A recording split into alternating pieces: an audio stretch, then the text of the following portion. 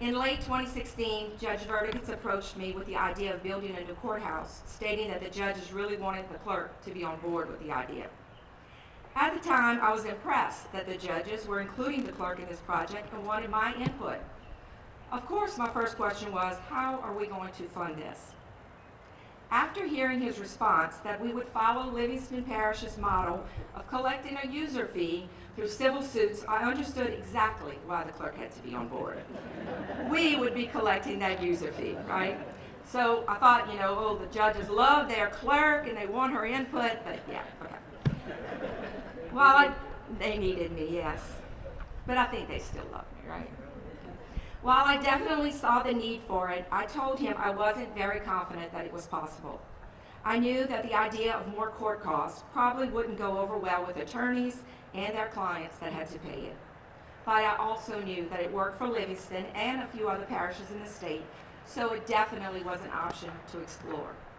So many other questions went through my mind. How would we convince the parish council, the legislature, and the Supreme Court to approve this? Well, somehow we did, and here we are today. We started with the parish council's approval and then moved on to our legislatures, who were extremely helpful and supportive, and finally the Supreme Court. We spoke at different functions around the parish to give attorneys and the public an opportunity to see our plans and to ask questions. 3 years after that first conversation with Judge Verdigans, construction of the courthouse began on June 25th, 2019. And the clerk's office opened for business on November 30th, 2020, with the judges moving in shortly thereafter. There were many meetings with the architect, contractors, and others that took place over this time. We designed this courthouse not only for the present, but also for the future, believing that Ascension Parish will continue to grow. The building is 3 stories with 8 courtrooms, 7 of which we are now using, and 1 that it has been shelled out to be finished in the future. In the end, the total cost of the courthouse was $29.5 million, funded with a $25 million bond, which, as I said, will be paid with user fees on civil suits. The additional $4.5 million was funded by the clerk's office, sheriff's office, and the judges. This building is fabricated of brick and steel and other materials, and serves not only as a building, but also as a symbol of justice, impartiality, and fairness, where the rule of law is applied equally to all, regardless of their social status, regardless of their wealth, regardless of the color of their skin. This building will ultimately be defined by how those who labor within its walls treat each individual who appears to seek justice. In the busy world we inhabit, we must remember that for many of those who are called here, their case or their problem is the most important matter in the whole wide world to them at that time.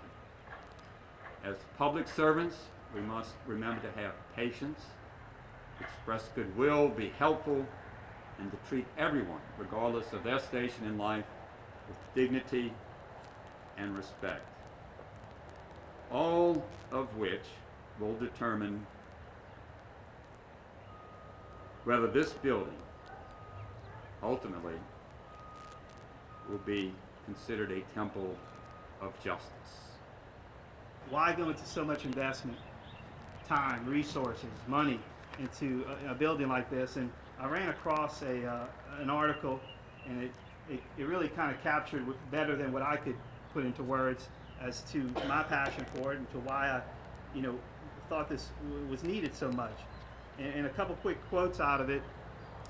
Justice Powell, who was a United States Supreme Court justice in the 70s and 80s, and he stated that public buildings often accurately reflect the beliefs, priorities, and aspirations of a people.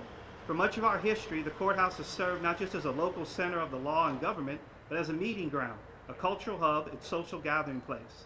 And then Justice Breyer has stated, The story that a building tells through its design may be as important to the community it serves as its function. By shaping our thoughts about ourselves and our institutions, it will directly affect our efforts to work productively together. Courthouses throughout our nation's history were a cornerstone of the community, a source of local pride and a center point of social life. Today, unfortunately, they're more thought of as just another serious office building. This is one of the reasons I felt it pivotal, although what the clerk told you, that was a good reason too, of why I went to the clerk to get her on board and get her under the same roof, so the public could visit this courthouse not just when compelled to, but serve as a public destination for many reasons. It's also why we wanted a multi-purpose jury room with the capability to host many events, ceremonies, forums, and now with the council room also a part and under this building, we have another important use in this community.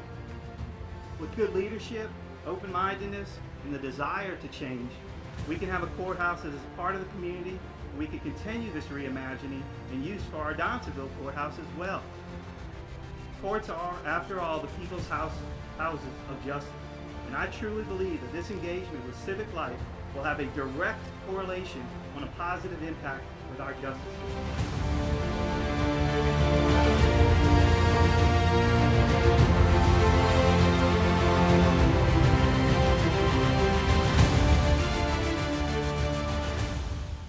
Your being here tonight illustrates once again how much we can achieve when we work together. These new council chambers and this new building itself are examples of many different people, businesses, parish agencies working together to accomplish a unified goal, to bring the state-of-the-art facility to better serve and protect the people. In this beautiful new facility, we have improved technology, modernized our meeting space so that people can interact with their elected representatives and engage in discussion and debate on the issues that matter most to them. This chamber will be secure so that the council can exercise its governing will as our constituents elected us and expected us to do, in safety, together with the general public.